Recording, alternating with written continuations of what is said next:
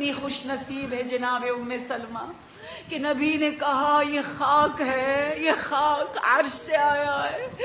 یہ خاک جب رنگ پکڑ لے، جب رنگین ہو جائے، سمجھ لینا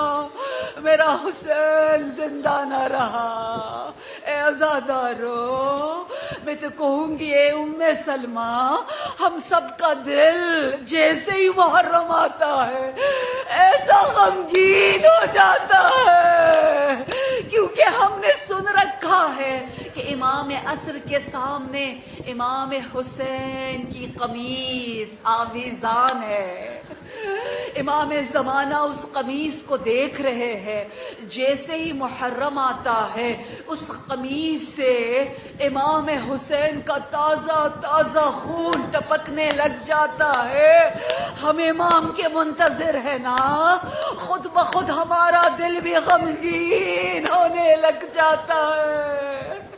اے عزادارو، امام صادق علیہ السلام نے فرمایا اگر تو ایک بندے کو نہ رلا سکے،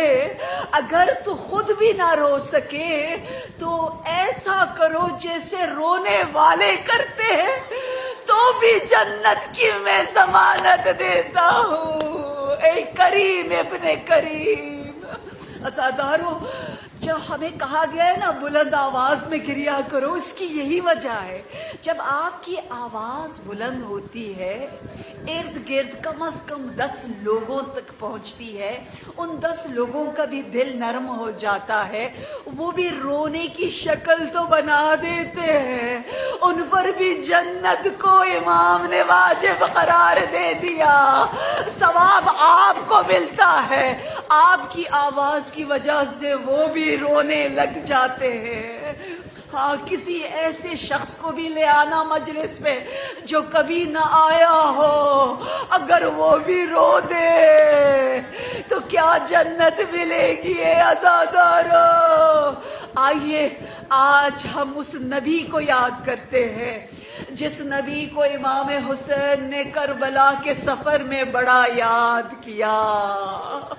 وہ نبی کون ہے جو امام حسین سے بہت شباہت رکھتے ہیں؟ واقعہ یوں ملتا ہے نا کہ حضرت زکریا جب بھی دعا کرتے پنجتن کا واسطہ دے کر کہتے تھے یا اللہ تجھے واسطہ ہے محمد کا صلی اللہ علیہ وآلہ وسلم، واسطہ ہے علی مرتضیٰ کا، واسطہ ہے فاطمہ الزہرا کا، واسطہ ہے حسن مجتبیٰ کا، لیکن جناب